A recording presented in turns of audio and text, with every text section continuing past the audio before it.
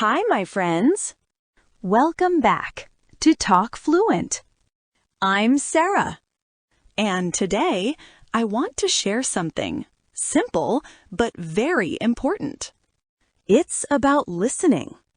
You see, many learners forget this part. They focus on grammar, on vocabulary, on exams. And yes, all of those matter. But they're not the heart of learning a language. The real heart is listening, because listening always leads to speaking. Think about when you were a baby. You didn't study grammar. You didn't make word lists. You didn't write essays or take tests. You just listened. You listened to your parents, to your family, to the world around you. And you did that every single day, for months and months, before you spoke even one word. And then, after all that time of listening, something almost magical began to happen. Words started to come out slowly, naturally. They flowed without effort, without fear, without thinking about grammar. That's how we all learned our first language, through listening first and speaking later. But as adults, we often forget this. We try to do things backwards. We speak too soon, before we've listened enough. We open grammar books. We do writing exercises. We try to push the language into our brains with rules and drills. But that's not how real learning happens. It doesn't feel natural. It feels heavy, slow, sometimes even stressful. That's why so many learners feel stuck. They know the grammar. They know the words. But when it's time to speak, nothing comes out. They feel nervous. They hesitate. And the words just disappear. The solution is simple. We need to go back to listening. We need to return to the natural way of learning. Listening should be at the center of everything you do. Listen more than you study grammar. Listen more than you write. Because when your brain gets enough listening input, speaking will come. It won't feel forced. It won't feel difficult. It will just happen, naturally, the same way it did when you were a child. Now, maybe you're thinking, but Sarah, listening is hard. And yes, at first, it is hard. Native speakers talk fast. They connect their words. They use slang, idioms, and little expressions you've never heard before. It can feel confusing. Sometimes it even feels impossible. But that's okay. It's completely normal. And it's nothing to worry about. When you start, you don't need to understand every word. You don't need to translate everything in your head. You just need to listen. Listen to the sounds. Listen to the rhythm. Feel the music of English. Think about music for a moment. When you listen to a song, you don't translate every note. You just hear it. And you feel it. Language works the same way. When you listen again and again, your brain begins to notice the patterns. Slowly, naturally, without you even trying.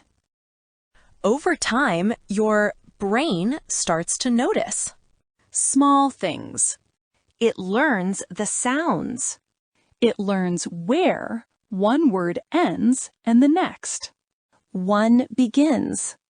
It learns the rhythm, the beats, and the stress in each sentence. Gradually, single words become easier to pick out. Gradually, whole sentences start to make sense. And bit by bit, the language begins to feel natural. That's why shadowing is such a strong technique. Shadowing mixes listening and speaking at the same time. You listen and you speak right away. You don't wait. You don't pause to translate. You simply copy the sounds with your own voice. I've talked about this in earlier episodes. It's one of the best ways to make your speech sound natural. Here's a simple guide to shadowing. Step 1, pick audio that is easy for you. It shouldn't be too hard. Choose something you can follow. If the audio is too advanced, you'll feel lost and frustrated. That's why choosing the right level is important. The best audio is something you understand about 70% of. Not too easy, not too hard. Just right. Step 2. Listen to it once without speaking. Just listen. Don't write. Don't repeat. Let yourself feel the rhythm and the flow of the language. Step 3. Listen again, and this time shadow it. As you listen, repeat right away. Don't stop. Don't think too much. Don't worry about mistakes. Simply follow the sound. Step 4. Repeat many times, because repetition is the real secret to progress. The first time, it feels strange. The second time, it already feels a little easier. By the third or fourth time, your brain starts to relax. And after many repetitions, it feels natural. It feels automatic. If you practice every day, even just 10 or 20 minutes, your English will change. Your ear will become sharper. Your mouth will move faster.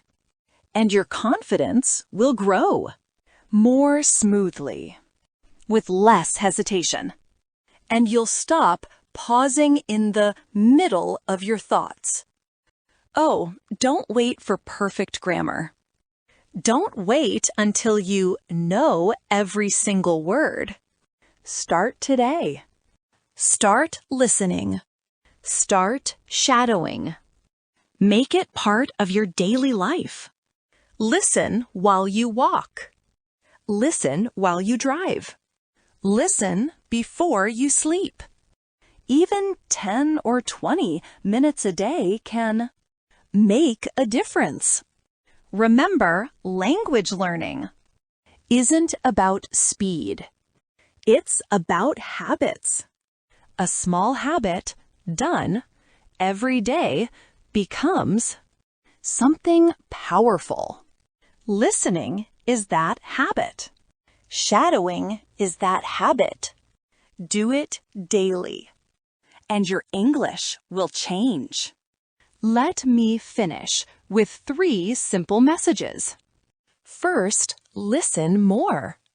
Make listening the center of your practice, not grammar, not writing, but listening. Second, shadow often. Use simple audio. Repeat it again and again.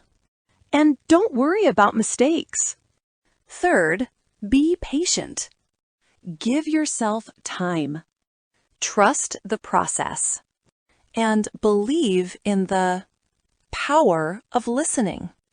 Thank you so much for joining me today on Talk Fluent. I'm Sarah, and I can't wait to see how far you'll go. Until next time, keep listening, keep practicing, and always believe in yourself. Bye for now.